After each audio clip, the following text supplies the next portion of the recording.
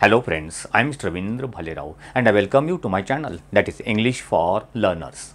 Dear students, in today's video we are going to discuss one of the important test paper and this test paper is on the topic of a teenager's prayer.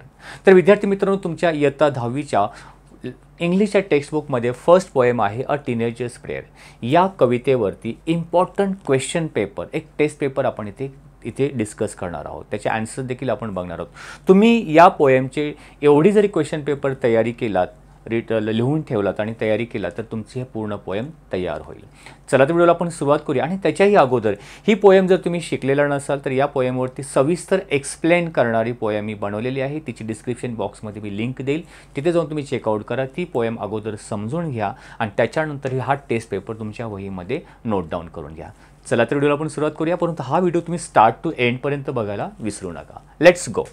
ठीक आहे, तर अशा प्रकारे हा इथे marks दिलेले नाहीत, पण त्याच्यामधले इम्पॉर्टंट क्वेश्चन एक्झाममध्ये, बोर्डच्या एक्झाममध्ये कोणते येतात ते इथे मी सर्व दिलेले आहेत, ते आपण चर्चा करीत आहोत. ठीक आहे, तुम्ही तुमचे मार्क्स तुम्ही ठरवू शकता. प्रत्येकाला त्यामध्ये तुम्हाला A1, A2, A3 3 प्रकारचे क्वेश्चन विचारले जातात आणि पोएमवरती तुम्हाला ॲप्रिसिएशनवरती देखील क्वेश्चन विचारला जातो, ते आपण इथे बघणार आहोत. ठीक आहे, तर आपण ॲन्सर्स बघूया इथे. तर इथे अ टीनेजर्स प्रेयर विथ ॲन्सर्समध्ये आपण इथे बघतो आहोत. याची देखील लिंक मी डिस्क्रिप्शन बॉक्समध्ये देईन. फर्स्ट A1 टाईप आहे. A1 टाईपला simple factual question. Simple factual question म्हणजे याचं directly answer you will get in the poem or stanza. जो तुम्हाला स्टांजा दिलेला असतो त्याच्यामध्ये तुम्हाला डायरेक्ट याच्यामध्ये तुम्हाला त्याचं आन्सर भेटेल. आता यामध्ये A1मध्ये कोणत्या प्रकारचे क्वेश्चन विचारले जातात? एक तर fill in the blanks, complete the sentence, किंवा ट्रू ऑर फॉल्स, किंवा हू सेड टू हुम, या प्रकारचे कोण कोणास म्हणाले, या प्रकारचे क्वेश्चन विचारले जातात. फर्स्ट बघूया. Complete the following sentence by using correct alternatives. ठीक आहे. 1. According to the poet dash dash are brought by each new day. कवीच्या अनुसार प्रत्येक दिवशी डॅश डॅश टिंब टिंब नवीन आणले जाते किंवा नवीन घेऊन येतो. तर आन्सर आहे according to the poet new beginning. तुम्हाला ऑप्शन दिलेले आहे न्यू बिगिनिंग किंवा न्यू एंडिंग. तर इथे आहे new beginnings are brought by each new day. ठीक आहे. Next question. We must decide. आपण ठरवलंच पाहिजे to take the road which leads to. असा मार्ग जीवनाचा जो आपल्याला लीड्स टू, लीड्स म्हणजे घेऊन जातो. And your options are great distress, अगदी मोठ्या दुःखाच्या दिशेने खाईमध्ये, किंवा ग्रेट सक्सेस, मोठ्या यशाकडे. तर कोणतं राईट आन्सर आहे? तुम्ही शिकलेला पोएम आहेत तर याचा आन्सर आहे ग्रेट सक्सेस. तर आन्सर लिहिताना तुम्ही पूर्ण सेंटेन्स लिहा. We must decide to take the road which leads to great success. आणि जे आपण फिलअप केलेला भाग आहे त्याच्या खाली तुम्ही अंडरलाईन करू शकता. या प्रकारे you have to write answer. Next number 3. The poet prays to the lord. कवी लॉर्ड म्हणजे परमेश्वराची प्रार्थना करतो. टू हेल्प हिम, त्याला मदत करण्यासाठी. स्टँड फॉर व्हॉट इज, च्या दिशेने उभं राहण्यासाठी. आता कोणत्या दिशेने? माईट और राईट. माईट म्हणजे मजबूत होतो आणि राईट म्हणजे अगदी बरोबर, योग्य मार्ग, योग्य किंवा करेक्ट. तर सेंटेन्समध्येच तुम्हाला त्या पोएमच्या सेंटेन्समध्ये राईट शब्द आहे. Please help me to stand for right. तर आन्सर आहे the poet prays to the lord to help him stand for what is right. जे योग्य आहे त्या दिशेने उभं राहण्यासाठी तुम्हाला मदत कर. सो या प्रकारे इथे आपण 3 सेंटेन्स इथे कंप्लीट केलेत. फोर्थ वन आहे the poet wants to see that his teenagers years have been the dash dash years of his life. कवीला अशी बघण्याची इच्छा आहे की त्याच्या जीवनामध्ये हा जे टीनेजरचा जो टप्पा आहे तो डॅश डॅश प्रकारे असायला पाहिजे. वर्स्ट, अतिशय वाईट, आणि त्याच्या अपोजिट बेस्ट, सर्वात छान, सर्वात चांगलं किंवा उत्कृष्ट. तर आन्सर आहे तो म्हणजे the poet want to see his teenagers years have been the best years of his life. So या प्रकारे fill in the blanks important आहे ते तुम्ही ती प्रिपेअर करू शकता. आणखीन नंबर 2 A1मध्ये तुम्ही क्वेश्चन दिलेला आहे. What does each new day fetch. प्रत्येक दिवस, नवीन दिवस काय घेऊन येतो? Answer each new day फेचेस new beginnings. Starting new beginning किंवा न्यू एंडिंग, तर न्यू बिगिनिंग्स. थर्ड तुम्हाला आता फिल इन द ब्लँक्स टाईपचे क्वेश्चन देखील विचारतात, किंवा ट्रू ऑर फॉल्स. स्टेट म्हणजे लिहा किंवा सांगा. वेदर द फॉलोइंग स्टेटमेंट्स म्हणजे विधान किंवा वाक्य आर ट्रू ऑर फॉल्स. दिलेले वाक्य ट्रू आहे की फॉल्स ते लिहायचे आहेत. Correct the false sentence statement. जर ते सेंटेन्स फॉल्स स्टेटमेंट फॉल्स असेल, चुकीचं असेल तर करेक्ट करून लिहा. आता आपण यावरती चर्चा करूया. फर्स्ट वन आहे the poet says that others will choose his वे. कवी असं म्हणतो की इतर जण त्याचा मार्ग, जीवनाचा मार्ग निवड करतील. नो, तर त्या सेंटेन्समध्येच आलेलं आहे I am the only one to choose the way. मीच एकमेव असणार आहे. So it is a false statement. मग करेक्ट स्टेटमेंट काय आहे? The poet says that only he, I am the only one तिथे, मग आपण या प्रकारे चेंज करून लिहू शकतो इनडायरेक्टमध्ये only he will choose his way. Correct करून आपण इथे ते स्टेटमेंट या प्रकारे लिहू शकतो. सेकंड जे स्टेटमेंट आहे म्हणजे दिलेले विधान the darken road leads to great distress. जो अंधारमय रस्ता आहे म्हणजे वाईट मार्ग आहे तो डिस्ट्रेस म्हणजे एकदम चिंता, काळजी, दुःखाच्या दिशेकडे घेऊन जाणारा. Yes, it is a true statement. Third one the poet wants God to help him. कवीला वाटतं की गॉडनी त्याला हेल्प करायला पाहिजे. हे स्टेटमेंट ट्रू आहे की फॉल्स आहे? तर तुम्हाला माहिती आहे, तुम्ही कविता शिकलात नाही तरी देखील आन्सर सांगू शकता. It is a true statements. And fourth statement is the poet wants to give in to temptation. कवीला असं होतं की temptation, the poet wants to give in temptation, की टेम्पटेशन त्याच्यामध्ये यायला पाहिजे, म्हणजे लालचीपणा, काहीतरी वाईट करण्याची कृती, त्याला टेम्पटेशन म्हटलेलं. मोह, इच्छा, वाईट करण्याची मोह. तर इट इज अ फॉल्स. तर काय आहे right correct sentence? The poet wants to avoid temptation. त्याला टेम्पटेशन स्वीकारायचं नाही तर त्याला अवॉइड करायचं आहे. अवॉइड म्हणजे दूर ठेवायचं, त्याच्यापासून लांब राहायचं आहे, त्याला टाळायचं आहे. ओके, सो या प्रकारे ट्रू ऑर फॉल्स. आता आपण सेकंड टाईप ऑफ A2 ज्याला सेंटेन्स क्वेश्चन बोलतो. A1 झाले, A2 झाले. आता A2 मध्ये कॉम्प्लेक्स फॅक्च्युअल. कॉम्प्लेक्स क्वेश्चन म्हणजे थोडेसे यामध्ये you have to analyse, observe करून तुम्ही स्वतःच्या मनाने आन्सर्स तयार करायचे असतात. म्हणजे त्याला तुम्हाला अंडरस्टँड करून you have to write the answer. Okay, त्याला कॉम्प्लेक्स फॅक्च्युअल क्वेश्चन्स म्हटलं जातं. आता फर्स्ट वन आहे कम्प्लीट द वेब. ही वेब किंवा ही आकृती पूर्ण करा. आणि स्टार्टिंग दिलं आहे the decisions that the speaker has to make. स्पीकरला डिसिजन घ्यावं लागणार आहे. And you have to write 2 decision. ते 2 डिसिजन कोणते आहेत? तर आन्सरमध्ये आपण बघू शकता.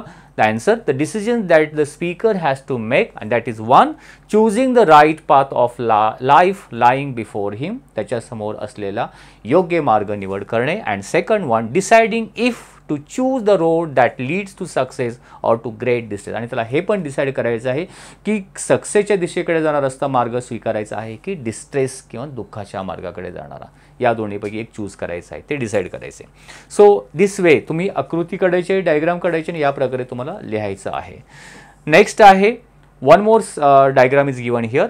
The road of life leads to. Centre main point आहे. जो जीवनाचा मार्ग लीड्स टू घेऊन जातो 1 आणि 2. ते कोणकोणते तिथे भरायचे आहे?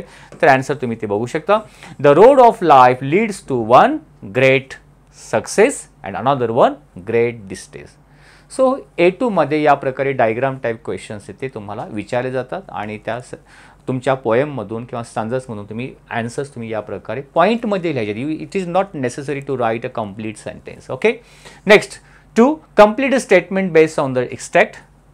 याच्यामध्ये फिल इन द ब्लँक्स किंवा वाक्य पूर्ण करा, कंप्लीट सेंटेन्स करा, हे पण विचारलं जाऊ शकतो. Complete a statement with the help of the extract. Extract म्हणजे stanza. The person should strictly say no to any. एखाद्या व्यक्तीने स्ट्रिक्टली नाही म्हणायला पाहिजे डॅश डॅशला. कशाला? That comes in his way. त्याच्या मार्गामध्ये येणाऱ्या डॅश डॅशला त्याने नाही म्हणायला पाहिजे. ते म्हणजे काय? तर पोएममध्ये आहे the person should strictly say any temptation. एखाद्या मोह मायाला नाही म्हणाला, त्याच्यामध्ये स्ट्रिक्टली त्याने नाही म्हणायला पाहिजे. That comes in his way. Temptation is the word you have to fill of here. Next one it will keep a person body dash dash. पर्सनने त्याची बॉडी डॅश डॅश ठेवायला पाहिजे. ती म्हणजे कशी? Clean and fit. तुमच्या त्या सेंटेन्समध्ये पोएमच्या गेलेल्या आहेत. Next whose company does the poet wish for in the walk of life and why. जीवनाच्या मार्गामध्ये कोणाची कंपनी म्हणजे सोबत त्याला हवी आहे आणि का? त्या सेम मिनिंग दाखवणारा दुसरा क्वेश्चन ऑर असाही विचारला जाऊ शकतो. What effect does the speaker. आता जे स्टार केलेलं आहे ते तुमचे इंग्लिश वर्कशॉपमध्ये विचारले गेलेले प्रश्न आहेत. What effect does the speaker wish to see in himself at the end of his teens.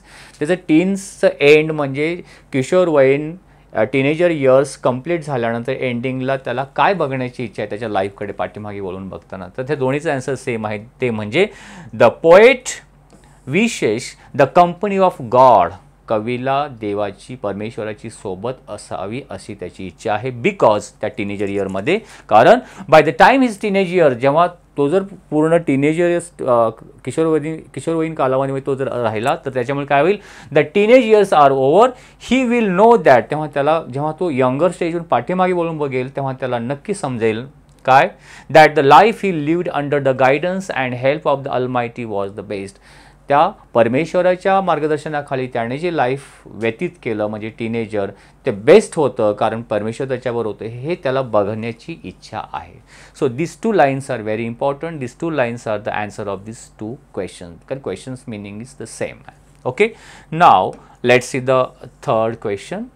In what condition does the poet wish to maintain his body, त्याची बॉडी कोणत्या अवस्थेमध्ये परिस्थितीमध्ये मेंटेन करून त्याला ठेवायची आहे. आणि answer is the poet wishes to maintain his body and keep it clean and fit for life each day.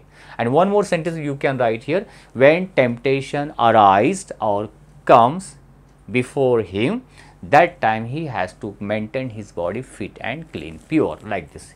हे पण त्याच्यामध्ये ॲड करू शकता. आता हे झाले A1 आणि A2 आणि A3 क्वेश्चन तुम्हाला तीन प्रकारचे विचारतात. A3 म्हणजे वोकॅब्युलरी रिलेटेड, शब्दाच्या मला डिफिकल्ट वर्डच्या रिलेटेड, मग रायमिंग वर्ड्स असेल किंवा राईम स्कीम असेल किंवा पोएटिक डिव्हायसेस. पोएटिक डिव्हायसेस म्हणजे त्या पोएममध्ये विचारले गेलेले फिगर्स ऑफ स्पीच, अलंकार, इथे तुम्ही त्याच्या रिलेटेड क्वेश्चन विचारले जातात. आता इथे बघूया आपण, match the lines in column ए. हे खूप इम्पॉर्टंट आहे, यापैकी तुम्हाला एक्झाममध्ये विचारले जातील. मॅच म्हणजे जोड्या लावायचे. Lines in column A, column A मध्ये लाईन्स त्या पोएममधल्या दिलेल्या आहेत ओळी, and it with figures of speech in column B, आणि कॉलम बी मध्ये फिगर ऑफ स्पीचची नावं दिलेली आहेत आणि तुम्ही प्रॉपर मॅच करायचं आहे. आणि हेच फिगर ऑफ स्पीच तुम्हाला या पोएममध्ये गेलेले आहेत. आता हे कसे, हे फिगर ऑफ स्पीच हेच का, हाच का आहे, जे डिस्क्रिप्शन मी जी पोएम एक्सप्लेन केलेलं आहे त्याच्यामध्ये डिटेलमध्ये एक्सप्लेन मी केलेलं आहे. First one, a decisions I must make. आता हे जे आहे तुम्हाला आन्सर पुढे दिलेलंच आहे. हे जे सेंटेन्स आहे इन्व्हर्जन फिगर ऑफ स्पीच येतो. इन्व्हर्जन का, कारण याच्यामध्ये जी वाक्यरचना आहे तर कोणत्याही सेंटेन्स हा सब्जेक्ट वर्ब ऑब्जेक्ट असा पाहिजे होता. ज्याप्रमाणे I am a teacher, I नंतर ॲम नंतर teacher, subject verb object. Am teacher I wrong होईल. सो इथे डिसिजन्स आय मस्ट मेक, तर हे करेक्ट ऑर्डरमध्ये नाही आहे शब्द त्याचे, तर करेक्ट ऑर्डरमध्ये काय असलं पाहिजे, I must make decision. So शब्द पुढे मागे असल्यामुळे ती inversion of figure of speech होतो. Please open up my eyes dear Lord. तर या सेंटेन्समध्ये तो परमेश्वराला त्या शक्तीशी डायरेक्टली बोलतोय, एक आयडियाज किंवा थॉट्स किंवा एक अलमायटी बरोबर. सो अशा प्रकारे अदृश्य की इनविजिबल आयडियाज किंवा थॉट्स किंवा जे विजिबलच नाही, अस्तित्वच नाही, त्याच्याशी बोललं तेव्हा तिथे ॲपॉस्ट्रॉफी हा फिगर ऑफ स्पीच क्रिएट होतो. And then travel down the darken road. याच्यामध्ये या लाईन्समध्ये डाऊनचा डी अँड डार्कनचा डी हे लेटर जे आहे अक्षर परत परत रिपीट झालेला आहे म्हणून तो अलिट्रेशन आहे. अँड फोर्थमध्ये I can choose to take the road of life. याच्यामध्ये मेटाफर आहे. का मेटाफर आहे, because here is indirect comparison between life आणि रोड. याच्यामध्ये इनडायरेक्टली काय केलेलं आहे, तुलना केलेली आहे म्हणून. सो या प्रकारे हे लाईन्स आणि फिगर ऑफ स्पीच तुम्हाला आन्सर दिलेला आहे, तुम्ही ते बघू शकता. ठीक आहे. त्यानंतर सेकंड आहे find and write the pairs of rhyming words from the poem. खूप इझी आहे, इझिली तुम्ही रायमिंग वर्ड लिहू शकता, ज्याप्रमाणे make, take, success, distress, see me, way, day, see me, या प्रकारे. And third one, complete the following sentence by choosing the correct alternative. The rhyme scheme of the poem is. या पोएममध्ये जी rhyme scheme गेलेली आहे ती म्हणजे तुम्हाला option दिलेले आहेत A A B B, A B C D, A B C B, A B B A. तर या पोएममध्ये rhyme scheme A B C B हा गेलेला. आता हेच काय आहे, तर तुम्ही राईम्स ते पोएम माझी बघा, मी एक्सप्लेन केले पोएम शिकवताना की हाच राईम स्कीम का आहे ते तुम्हाला डेफिनेटली समजेल. ठीक आहे. त्यानंतर पोएममध्ये नेक्स्ट आहे 5 मार्क्ससाठी क्वेश्चन विचारला जातो म्हणजे ॲप्रिसिएशन. तुम्हाला ज्या 8 पोएम्स आहेत त्यापैकी 8ही पोएमचं तुम्हाला ॲप्रिसिएशनवरती क्वेश्चन विचारला जातो. क्वेश्चन कसं असेल, right and appreciation of the teenagers prayer. तुम्हाला पूर्ण पोएम दिलेली असते with the help of the points, आणि पॉईंट्स हे 5 पॉईंट तुम्हाला दिलेले असतात. टायटल पोएट हे हाफ मार्क्ससाठी आहे. Rhyme scheme 1 mark. Figure of speech तुम्हाला कोणताही एक लिहायचं आहे 1 mark and theme and central आयडियासाठी 2 मार्क्स. तर तुम्ही इझिली या प्रकारे ॲप्रिसिएशन लिहू शकता. Appreciation a teenagers prayer. Title तुम्ही या प्रकारे, the title of the poem is a teenagers prayer. Poet, the poem is written by J Moore's. ठीक आहे. Rhyme scheme, the rhyme scheme of the poem is ABCB या प्रकारे.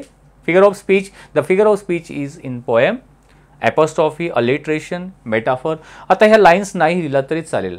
आता तुम्हाला आठवलेच नाहीत, एकच आठवलं किंवा 2च आठवले, नो तरी चालेल. कोणतीही एक फिगर ऑफ स्पीच रिक्वायर्ड आहे, एक लिहिलं तरी चालेल. Figure name of the figure of speech. ठीक आहे. अलिट्रेशन तरी कॉमन आहे, तुम्ही अलिट्रेशन लिहू शकता. ॲपॉस्ट्रॉफी आहे, मेटाफर आहे, जसं आपण इन्व्हर्जन पण बघितलं, हे सगळे फिगर ऑफ स्पीच याच्यामध्ये गेलेले आहेत. देन लास्ट पॉईंट जो इम्पॉर्टंट आहे तुम्ही तेवढं लक्षात ठेवायचं आहे. The theme or central idea of this poem, the teenager age, जे किशोरवयीन वय आहे. Okay. Teenager age is very important in persons life. एखाद्या व्यक्तीच्या जीवनामध्ये हे जे किशोरवयीन आहे, 13 to 19, हे अतिशय इम्पॉर्टंट आहे. Because in that time person decides the path of future. फ्युचरचा जो मार्ग आहे जीवनाचा, तो याच वयामध्ये डिसाईड केला जातो, ठरवला जातो. If the person choose the right part, जर त्या व्यक्तीने या टीनेज इयरमध्ये जर योग्य मार्ग निवड केला, दॅन ही विल सक्सेसफुल, तर तो यशस्वी होऊ शकतो फ्युचरमध्ये. अँड इफ, आणि जर ही will choose the wrong path, than the person will fail, तर तो अपयशी ठरू शकतो. हे सेंट्रल आयडियाच्या पोएममध्ये आहे. So the teenage age is asking to show the right path to the god. म्हणून हे ते टीनेजर जो आहे, टीनेजर आहे जो या पोएममध्ये स्पीकर आहे, he is requesting to the god to help me to choose the right path of my future. Okay. To create positivity. So या प्रकारे central idea you can write. जर तुम्ही इथे 5 out of 5 मार्क्स सहजपणे मिळवू शकता. तर विद्यार्थी मित्रांनो, आय होप तुम्हाला हा पोएम टेस्ट पेपर आवडला असेल. तुमच्या नोटबुकमध्ये लिहून घ्या. याची मी लिंक, PDF लिंक तुम्ही डिस्क्रिप्शन बॉक्समध्ये देईन, तिथे जाऊन तुम्ही चेकआउट करू शकता. याच प्रकारे इम्पॉर्टंट टेस्ट पेपर असतील, एक्सप्लेनेशन करणारे पोएम्स असेल किंवा टॉपिक्स असेल, हे सर्व, ग्रामर असेल, रायटिंग स्किल असेल, हे सर्व तुम्हाला आपल्या इंग्लिश फॉर लर्नर्स या यूट्यूब चॅनलवरती तो अवेलेबल आहे. तो wish you good day, take care, thank you very much.